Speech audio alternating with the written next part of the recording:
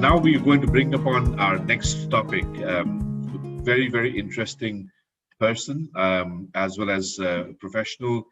She has been involved, and I've known her for a number of years. The topic is Edtech is no longer the future, it is now. And I think it is extremely important, the importance of education, especially when you combine education with technology, and how that's going to impact in the near future. And this is going to be presented by somebody who's not only passionate about this, but also extremely knowledgeable and wears that critical investment hat, Dimple Sahni. So welcome, Dimple. Dimple is the managing director of Impact Fund Portfolio at Anthos Asset and Fund Management. She's originally from India, but grew up in the US and has been living in Europe for a number of years. Very, very multicultural, but also like her own self, she's also multi-industry, multiple hat wearing. She knows investment as much as she knows about social impact, as much as she knows about education. So without further ado, I would like to call upon Dimple. Hi, Anirvan. Thank you so much. Well, with an introduction like that, I think I can only underperform, but thanks for setting the bar sufficiently high. I'm thrilled to be here. I think you couldn't have picked a better time to focus on a subject like this for your RTI roundtable, because 2020, I think, has been a year of reflection for a lot of people because of everything that's been happening, whether it's healthcare or climate change, racial injustice. And I moved here from Silicon Valley. So for me, tech-enabled solutions are the most helpful and the most viral. Shall I get started, Anirvan, or shall I just go ahead and start? Yeah, no, absolutely. I put myself on mute and out of video. So absolutely, I think what is going to be important is, because you come from diverse background, both professionally and personally, I think a good starting point would be for people to say, how did you end up in education? Banking and education, they kind of, after you leave university, you kind of leave that sector behind for many people, especially if you go to the banking sector. But, again, that's probably my opinion. But before I hand it back to you, I would like the audience to use the Q&A button to pose questions, and use the chat to post your comments, share your thoughts, etc. So over to you, Dimple. Thanks, Anirvan. Yes, everyone, let's try and keep this as fun and as engaged as possible. It won't be fun if it's a monologue. I would love to have a few quid pro quo. And I will try and make some pregnant pauses in between the slides in case you're not following along, or in case you want to talk about certain things. Well, let me just start maybe by telling you all about my journey. I think you guys all probably got my bio and background, but I think hearing it come alive a little bit makes more sense. So, as Anirvan mentioned, I'm originally from India, and I immigrated when I was about 6. I'm one of 2 daughters, and my dad really raised me as the proverbial son in the family. But one of the major reasons my parents immigrated was because they wanted better access to education, and I think particularly for girls. And so I always felt the duty and the obligation to take advantage and do my best in school. So I think for me, education was a real equalizer, and that became more and more apparent as I started to do well in school. And I went to some of the best schools in the US, the University of Chicago and Wharton Business School. But every summer we would go back to India, and I would compare my life with the lives of my cousins in India who didn't have the same access to education or social progressive norms or communication styles. And I really noticed a divergence between how my worldview was changing and theirs. So after the University of Chicago, I began my career in banking, as Anirvan sort of hinted, at Goldman Sachs. And this was in the mid-90s. This is when Goldman was still private. So it was a very different era and of Wall Street, and certainly of Goldman Sachs, because it was the last private firm on Wall Street. And I think, having worked hard in public schools to then get into a private college also really made me realize that the more super weight schools allow for different experiences as well, because Goldman Sachs didn't go to recruit everywhere. They only came to recruit at certain places. So after Goldman Sachs, I was there for 4 years, and in 1999, Goldman Sachs went public. I took my shares in tow, and I became an EdTech entrepreneur. And the way I came to it was the following. Again, for me, I was always realizing how education was empowering me and my choices. But when I left Goldman Sachs, we were always literally spitballing ideas about what kind of companies we could start in the first dot-com boom. And one of my colleagues from Goldman, his sister was a teacher. And she said, we're really preaching technology because it's 1999 to people, but in schools in general, we're not using it in terms of a B2B. Schools the way they're run could be a lot more efficient. So we opined on this idea every day after the market closed, and then left Goldman Sachs to start a company called Epilon. And it was a B2B platform that really allowed schools to do all their procurement online. So schools, as you know, require everything from school buses to office equipment, certainly books. And we wanted to bring the power of the internet to bear. So we designed a reverse auction model and built a layer of customized APIs on top of Ariba. Now I'm dating myself. Ariba was a big procurement engine back in the late 90s. And we thought, if school administrators can start to use technology, the internet, e-commerce, they could make their jobs more efficient and save money on budgets that then could be really used for things like curriculum and things that schools really need. So I remember when we were raising money as an entrepreneur, our tagline to investors was, "You can do well by doing good." And, in the late 90s, to be honest, I'm not sure if that carried very much weight since everything with the dot-com was being funded.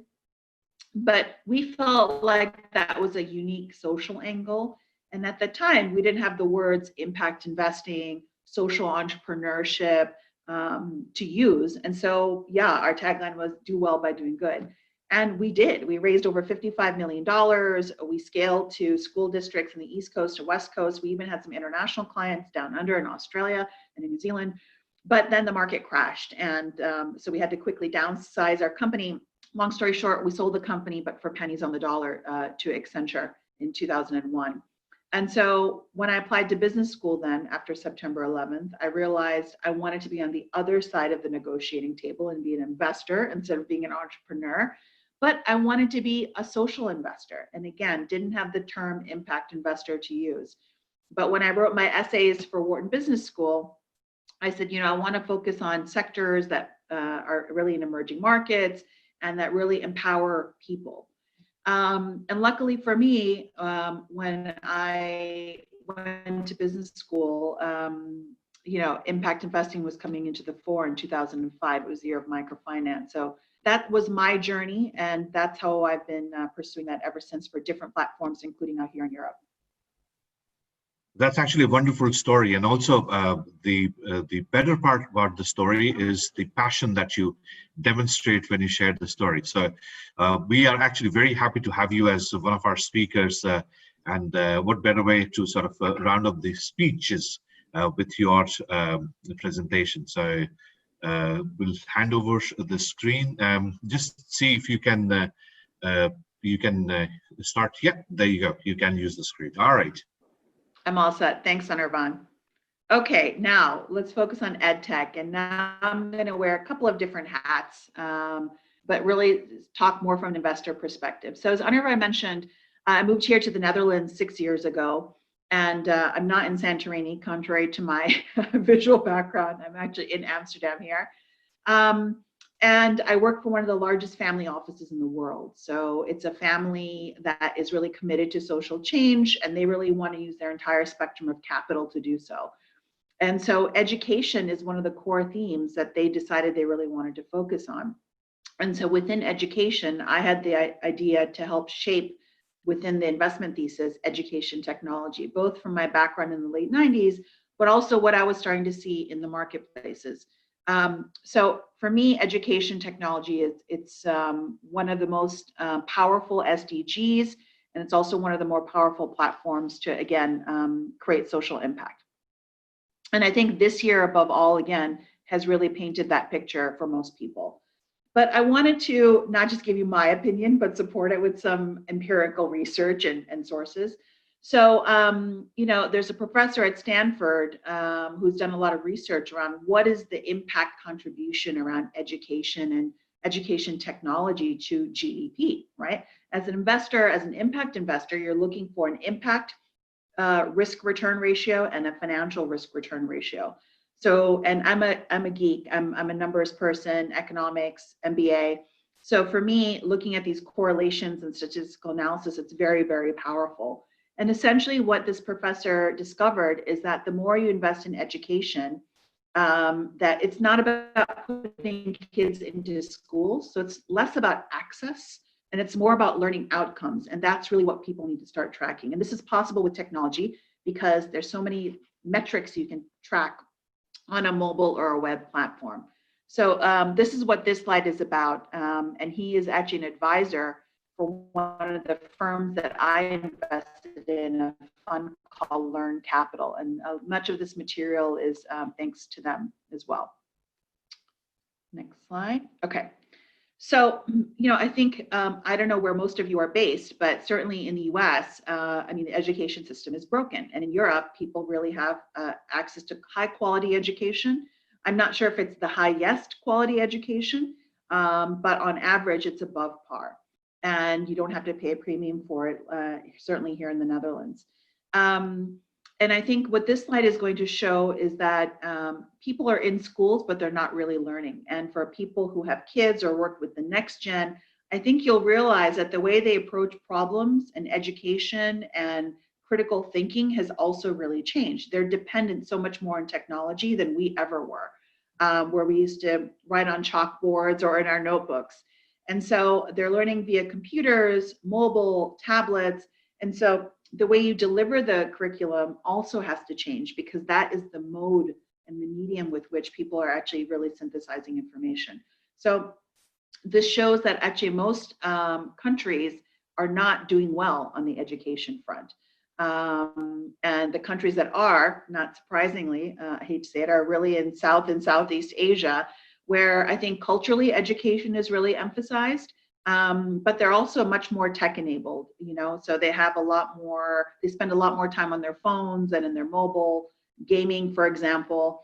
And so that's a great petri dish to experiment with on the education front. The other countries that you see listed below, much of which are in the global South, but I would also say in the Western countries, if you look at test scores, they've been going down steadily because, again, people are learning in different ways. Okay, oops, I think I missed a slide. Let me see if I can go back. Great.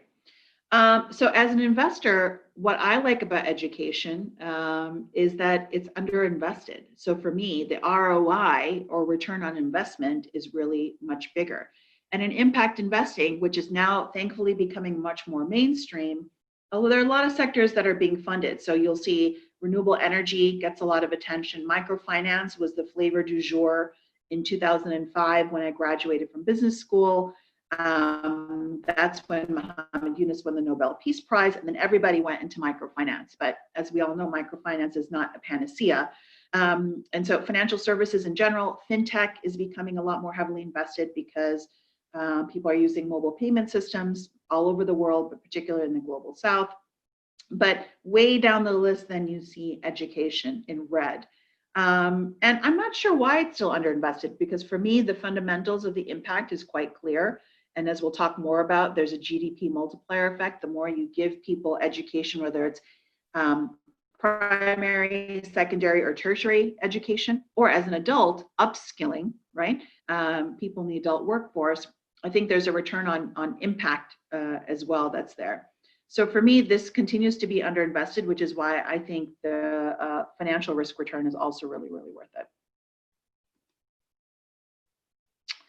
So I mentioned the fund that we invest in. So I didn't want to plug any particular fund, but I think we're now re-upping in this fund for the second time in the midst of COVID. So I'm looking at the thesis of Learn Capital and of education technology through a new lens.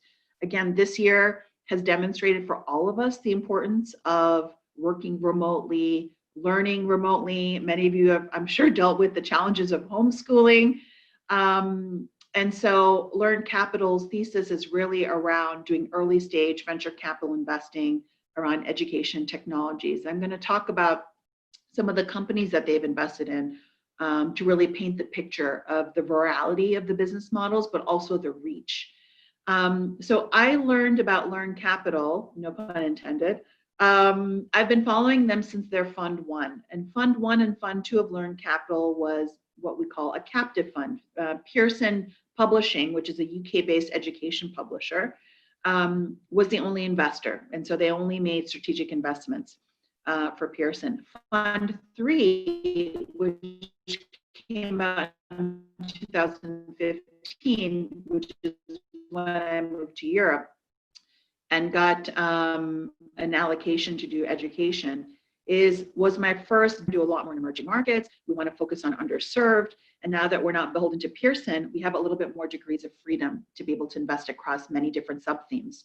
So I invested in Learn Capital in 2015. And as you can see, across their 3 funds now, they've invested in over 100 companies. And I think reach is always a tough number to measure, but Learn has invested in their impact investing dashboard, which I'll tell you about. So the 200 million lives that they've reached, it's actually quantifiable and verifiable, and I'll show you how. And then they've also engaged with many of their companies to really improve on their impact outcomes. So I mentioned 3 companies here, some of which you may have heard of. So Coursera is a company based in Silicon Valley, but this was doing online learning before online learning was cool and before it was sort of the bread and butter of how we all learn. And it was really bringing the MOOC model to bear, the multiple online courses model. Minerva is a virtual university that's been around since 2011. So again, way before COVID, way before, even right after 2008, actually. And Minerva was started, it's really a virtual university. So they have a lower acceptance rate than Harvard, if you can believe that. It's tougher to get into Minerva because it's a virtual university. Their cost basis is quite low. And they have students from all over the world. And they've also limited the classroom sizes. So it's much more interactive because, in a virtual Zoom environment, the way you interact with 30 people online is very different from how you interact with, say, 10 people online. So they keep the classrooms deliberately small. And then participation and engagement are also very different. How many times do you raise your hand? How many times do you participate? You can't fall asleep in a virtual Zoom classroom environment, unlike in most of us could or did in college or in business school, because everyone is in the front row, literally. So I think what they found early on in 2011 was that the engagement of students, the participation, the learning, even through a virtual environment, people appreciated it much more because it was a lot more compact and succinct. But again, the way people were digesting smaller, higher concentrated bits of information led to better learning outcomes and thus earning outcomes as well. So that's what Minerva does. And then General Assembly is basically, again, started in the Bay Area. It's one of the most well-funded startups there, as is Coursera, by the way. General Assembly allows you to take a software bootcamp class. In 6 weeks, you can learn how to code. And in Silicon Valley, that is the most powerful skill you can learn. But not everyone can go to a computer science program at Carnegie Mellon or go to MIT. And so they really democratized how you learn to code in a much more cost-efficient and affordable way. And the valuations of all these companies is really through the roof, and these are all in Learn Capital's portfolio. But I think if you think about reach, affordability, and learning outcomes, these are the 3 best examples. I'm going to pause here and see if there's any questions. Anirvan, just pop in if you think there's any real-time questions. Sure, will do. I think one of the questions that I have, is essentially, so yes, there is, you said education still doesn't get as much attention as it should have, because you and I, we both know, and most of the people in the audience probably agree with us, is that yes, it is an important sector. But what do you think are potential reasons why that is so? Is that because the benefits may not be as tangible compared to if I were to develop a software product and you can see the exponential market? What's your opinion on that? Well, you know, here's the thing. I think most people think of education as a public good. I think it's more psychological, right? Because public schools, government-sponsored schools, any private sector innovation around education, I think it's met often with a lot of skepticism because people think, well, why do I have to pay a premium for something that's private? Why can't I already get this as a free public good?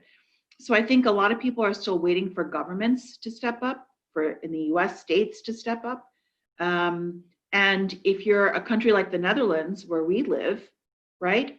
I mean, a lot of our taxes go towards good education. And, you know, I think the kids here are fairly well educated. I'm not sure if they're totally challenged. That's a different issue. Because the education is free, because also the psychology, I think, of paying for something makes you a lot more invested in it and probably makes you work a little bit harder. But I think if I look down this list, you know, energy, listen, I mean, if you can't get heat or electricity, that seems also quite basic, right? I think microfinance came at a time where people were looking to empower a lot of people in a little way, and microfinance is that, right? It's not systematic per se, it's about helping an individual. So for more people and investors, impact investors, the storyline for microfinance also was a little bit more human. But I think it's because, yeah, a lot of people think that education is a public good and that, you know, that's good enough. Yeah, and I think you probably have some more slides, so don't want to steal the thunder here. But no, I just wanted to pause in case we got any questions from the audience. Again, trying to keep it as interactive as possible. Sure. But if not, I'll keep going. Yeah.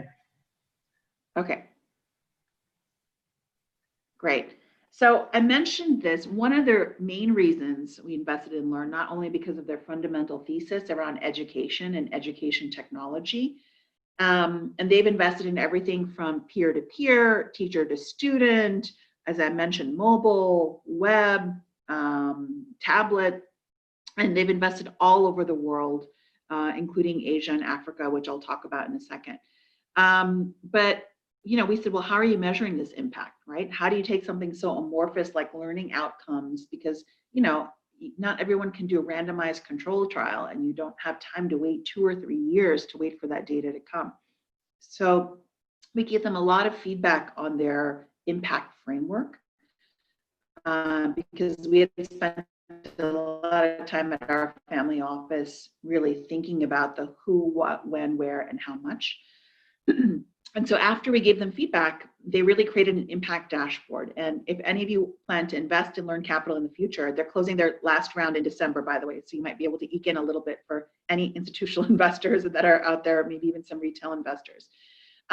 They've created an impact dashboard where essentially, if I log into their Learn Capital website as one of their investors, the world, I can put my mouse over the continent of Africa or even a country like Kenya that we learned about earlier, and up will pop all of the impact data of all of their portfolio companies that have been affecting learning outcomes in Kenya or in Africa based on how big of a swath I'm doing with the mouse.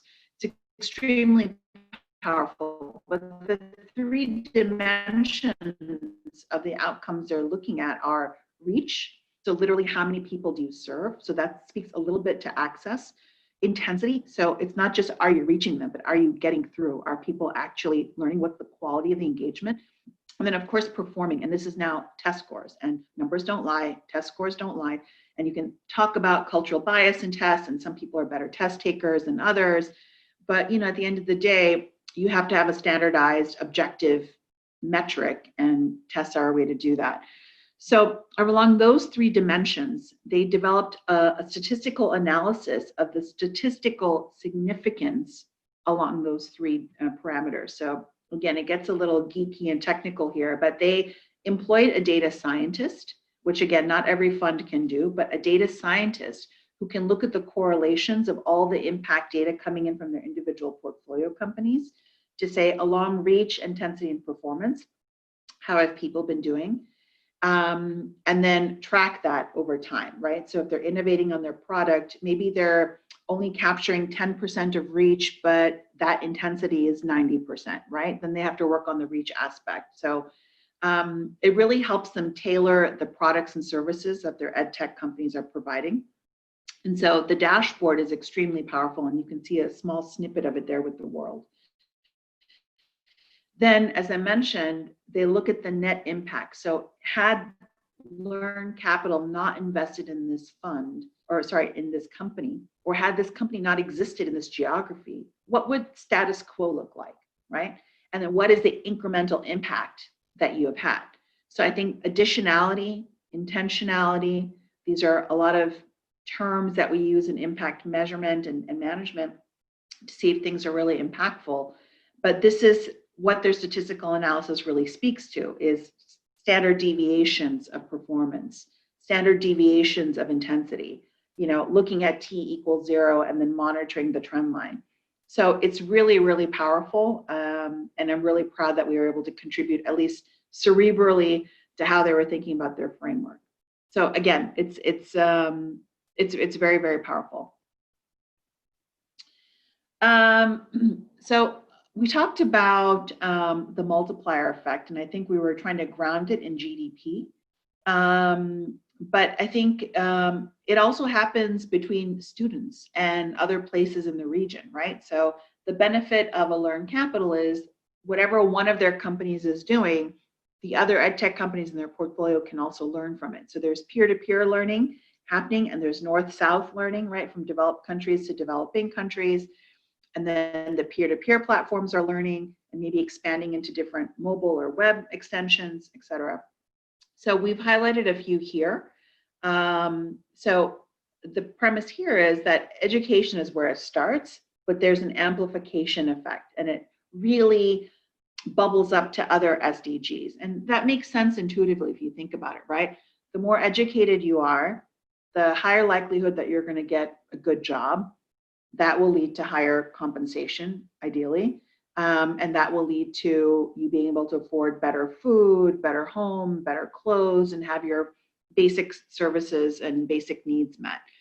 And if you have more income equality amongst people, because now education and tech-enabled education has leveled the playing field between rural and urban populations, between male and female gender populations, and even between age demographics, right? Even older people now rely on technology so much more, WhatsApp, emails, and they're learning all the time. And so I think the amplification effect is what also makes education, I think, distinctly unique, because it's an ancillary and a gate to so many of the other SDGs. I'll just talk about a couple of other companies here that I mentioned on the bottom. I talked about Minerva already. Bridge Academies is actually located in Kenya, and I'm sure our previous speaker probably knows about them because they've been in the press quite a bit. So Bridge Academy was started by 2 Harvard students, and they essentially have created curriculum in Boston, Cambridge, Harvard, with PhD students for primary education. And they've brought that curriculum into the developing world and started in East Africa and in Kenya, and push that curriculum out to kids in urban slums in Kenya. And the teachers are also from the slums. So they're probably, 18, 19, 20, 21, people who have some level of certification. They help them and if they don't, they help certify them as teachers.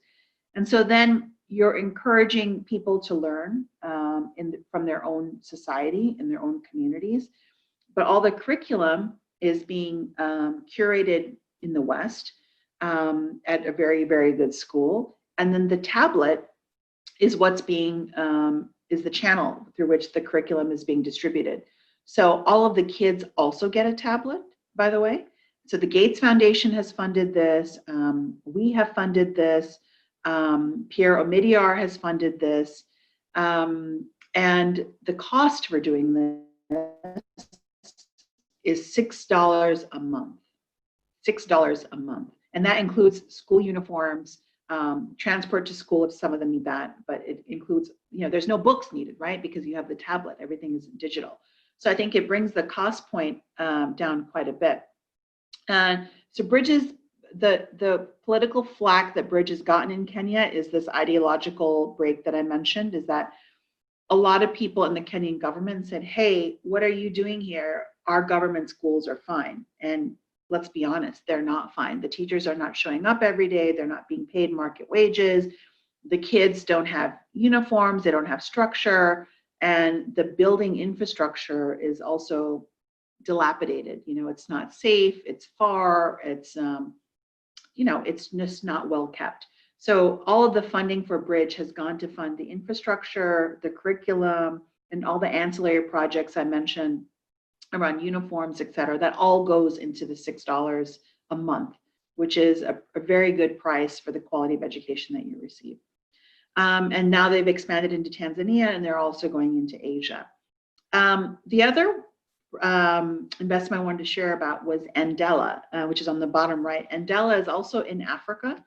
It was ideated by some entrepreneurs also in the West. And for me, I would love to see more indigenous entrepreneurs funding these or starting these kinds of companies. It's happening, but I think people needed a blueprint from the West to bring it over and then locally customize it, which is what we're seeing now.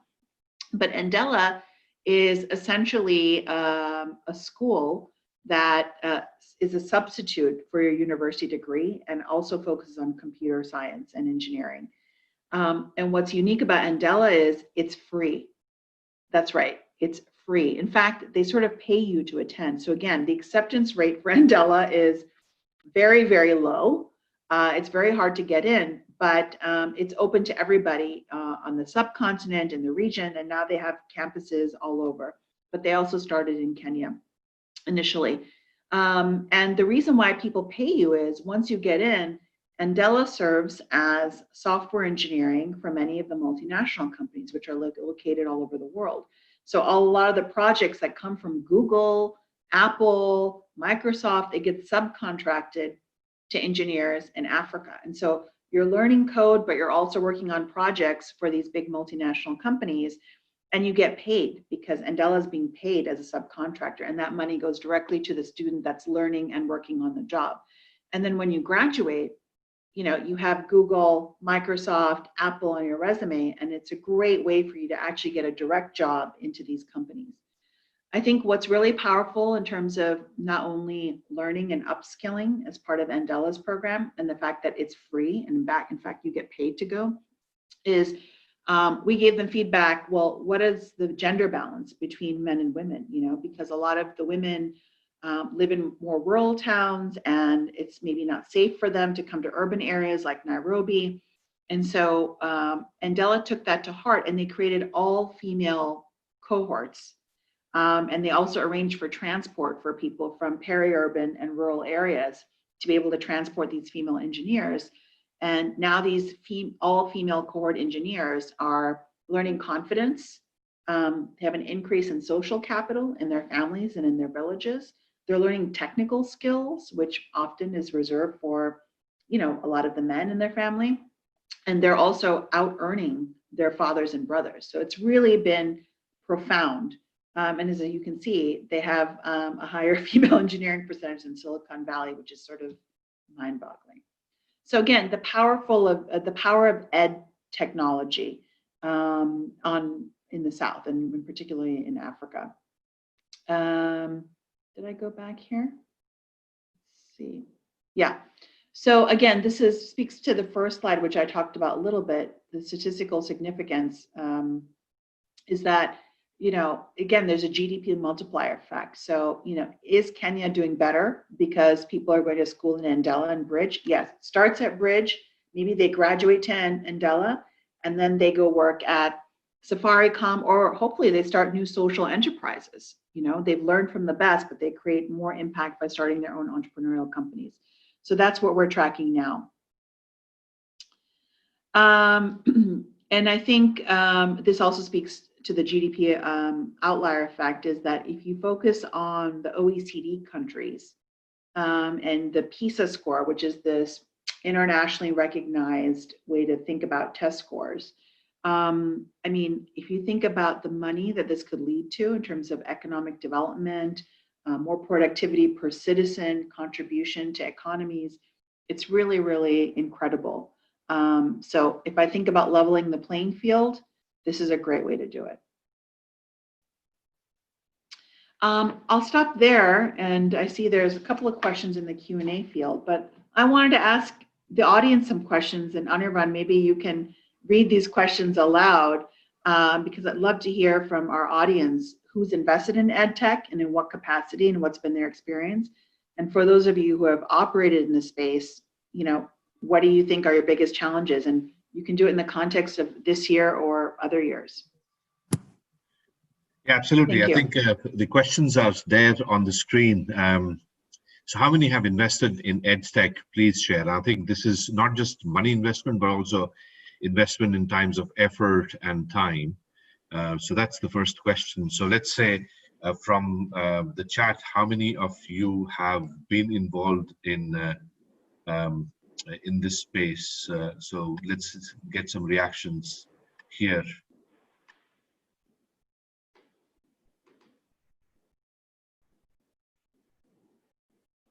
Somebody said, Shane said a big yes.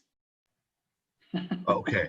So I don't know if there's a question beyond that, but if you have invested, would love to hear about some of the investments, the types of investments people have made.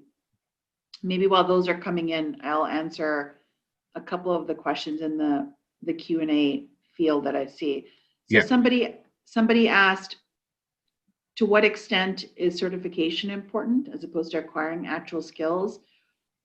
I would say it's pretty important, and I think this matters actually more in the global South if any of you have lived or worked there.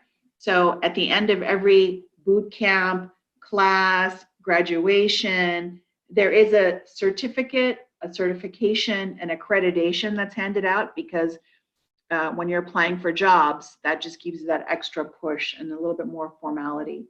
So I would say certification is not as important as acquiring the actual skills. On any given day, having the actual skills is more important.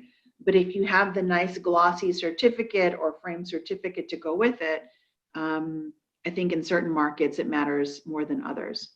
I can tell you that a classmate of mine from Wharton Business School was doing a lot of work in Africa, and he was working in Mali and a few other places, and was doing private equity. And he said, oh, well, you know, I graduated from Wharton Business School. And people were like, so I mean, in certain countries, it matters. In other environments, it certainly won't. On the ground, real world, local experience of doing is always more important. So I would always err on the side of actual skills versus certification, but they sort of go a bit hand in hand.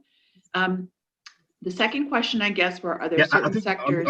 Oh, go ahead. Yeah, on the first one, you know, because this is also something that, you know, I also closely see, and especially with the kind of changes that are taking place in the world around us, where I think your graphs exemplify those, which is the level, the volume of education versus the quality of education.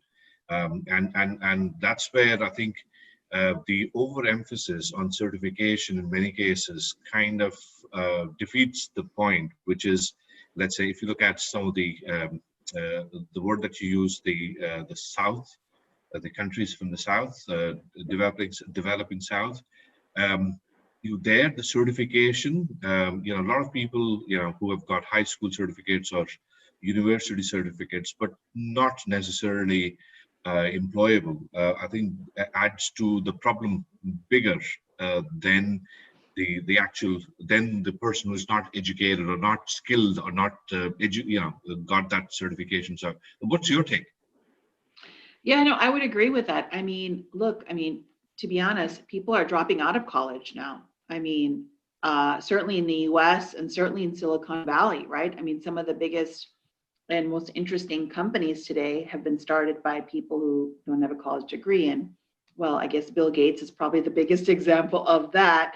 Then there's no certification for dropping out. So, you know, but he has skills. He's been coding since he was 10, right? So I think, you know, you can also, I hate to say it, but, you know, also in the global South, you can buy degrees and you can buy certificates.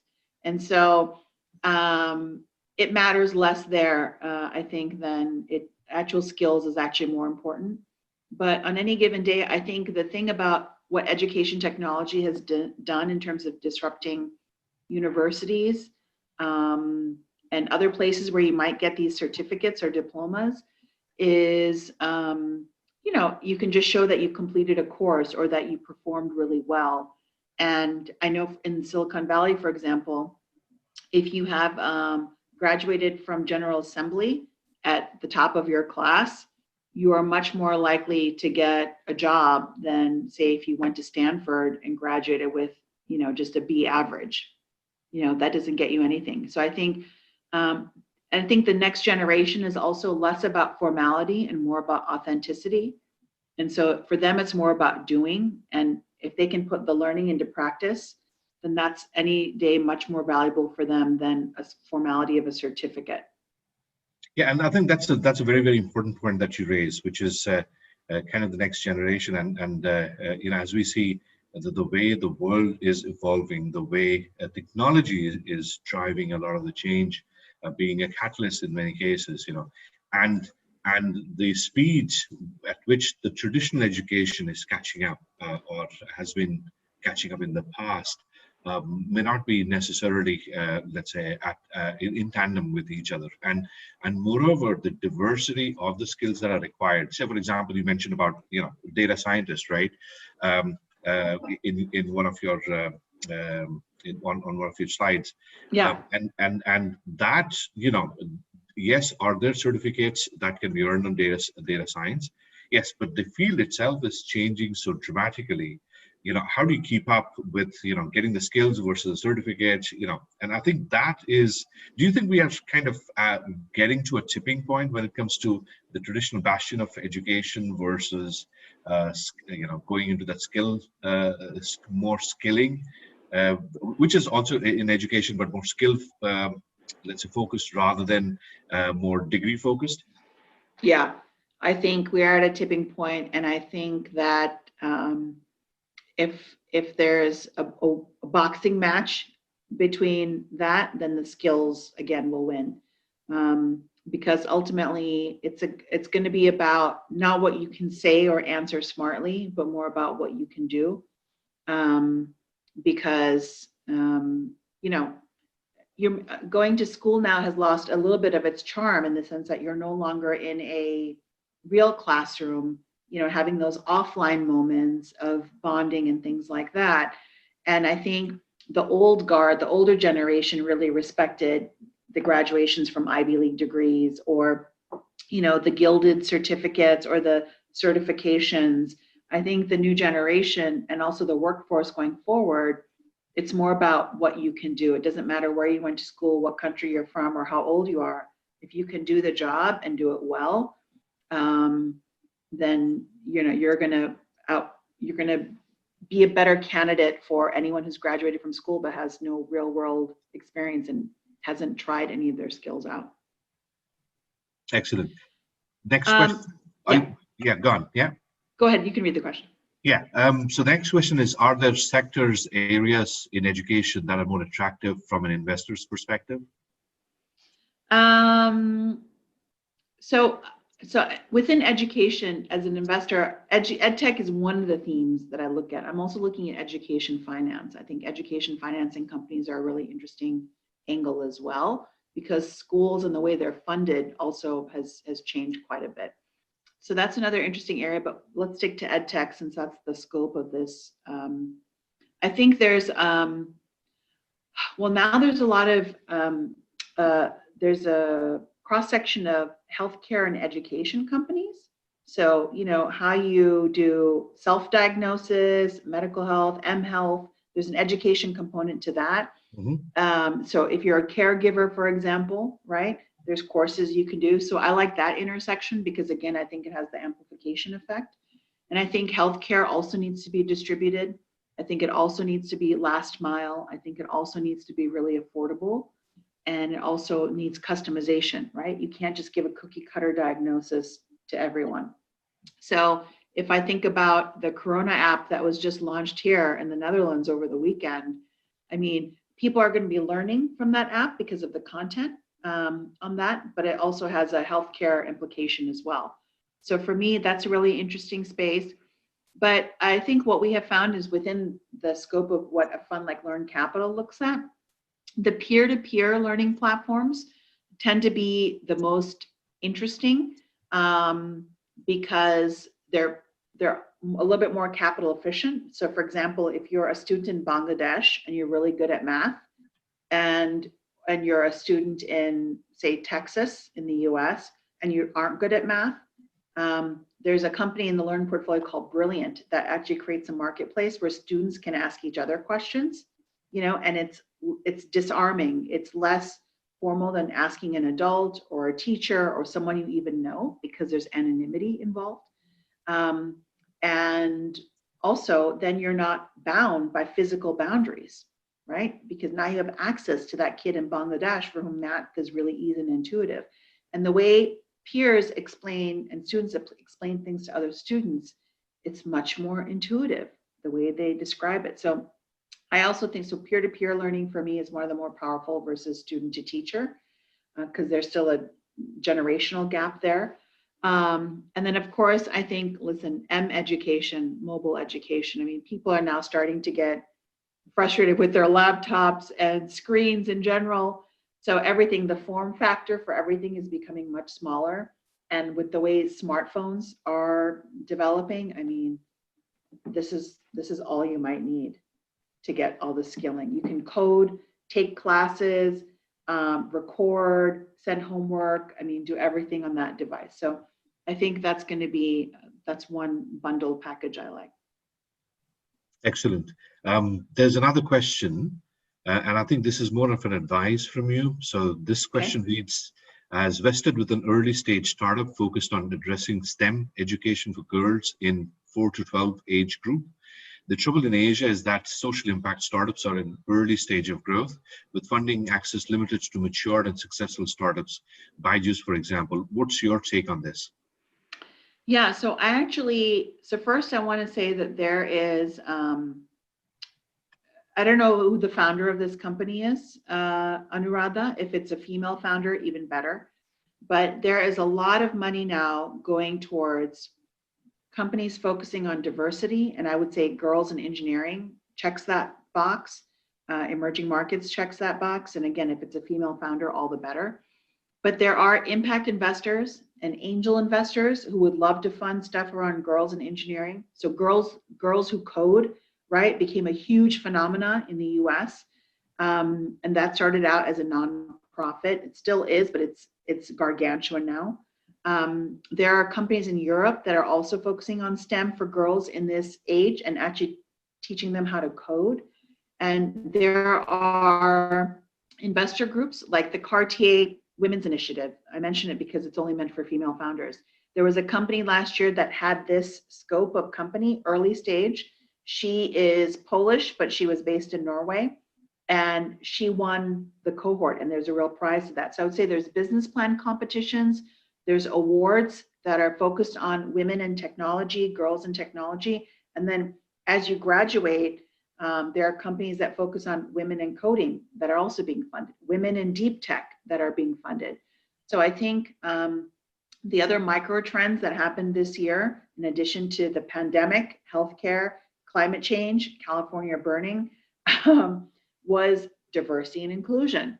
It rose right up to the top. So I would encourage Anuradha, this entrepreneur, if he or she has created a business that focuses on girls in STEM, the funding group now is very different than it was even a year ago. There's a lot of pots of money, and I would encourage you to think about the Cartier Women's Initiative and a few other competitions that really would fund this type of company.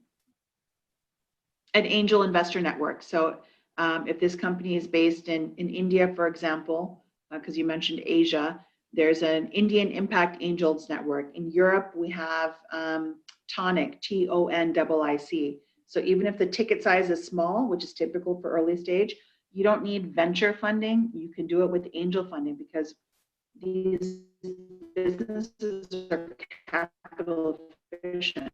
So you probably don't need that much to get started. Questions and any answers to the questions we posed? Has anybody operated in EdTech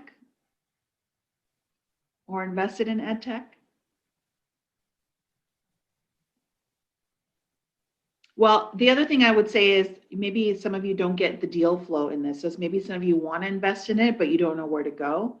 There are a lot of incubators and accelerators that are focusing on EdTech in particular. There are funds specialized like Learn Capital. There's another one called Rethink, another one called OWL. They focus on private companies.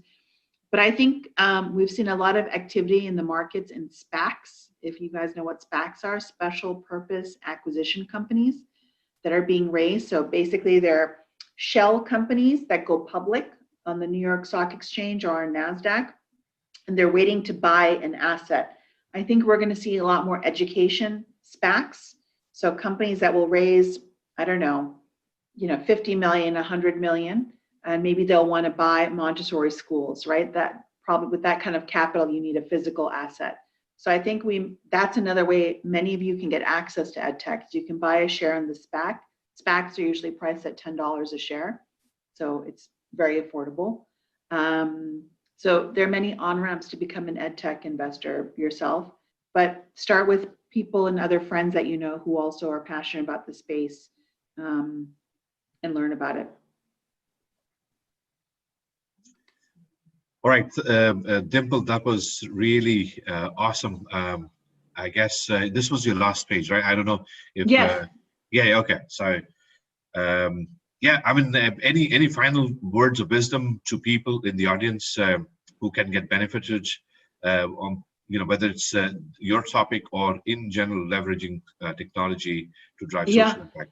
Well, I would say again, 2020 is the year to start your impact investment portfolio, right? I mean, if you haven't realized the interconnectedness of everything in the world between people, nature, politics, this year was a big demonstration of that. So I think just start investing. For me, tech is very easy to understand because it's very viral and you use it every day in some way, shape, or form. So when WhatsApp first started, Anirban, there was a girl that I was mentoring. She was at Stanford. She's from Pakistan. And she wanted to come work at my fund. She said, I can either do a summer internship at your fund or at this company called WhatsApp. And WhatsApp was just starting. It was like 11 people. And I said, oh, well, what is that? And she's like, well, it's big in Asia. It hasn't really come to the US yet. But, I was just started thinking, like, what are the products and services that I use all the time? And with my relatives in Pakistan, I'm using this new chat called WhatsApp. And so she ultimately decided that she wanted to just be an unpaid intern at WhatsApp. And guess what? That unpaid internship turned into a real job. And she was one of the first 11 employees at WhatsApp. And now she's doing just fine and has created her own foundation. But I say that as an example of start small, start with a product or service that you like. I'm going to, this year in my own portfolio, in my own personal investments, I'm doing more in EdTech myself. I'm investing into a healthcare SPAC, so I can get access to that. So whatever ticket size you're writing, wherever you are in the world, start your impact investing journey. And tech, again, is viral. You'll see the impact a lot more because of the metrics like eyeballs or clicks. It's easier to measure it as well. But get started. Don't wait. I think that's a great way to sort of end your session. So on behalf of Roundtable Insights and as well as our participants, our audience, a big round of thank you. And I guess we absolutely learned a lot. Not I guess, we learned a lot from what you had to share, and I'm sure the others did too. So thank you again, Dimple, and look forward to seeing you physically sometime soon. Yes, likewise. Thanks, everyone. Enjoy the rest of your day. And kudos to Anirban and Divyani for the RTI roundtable on this topic.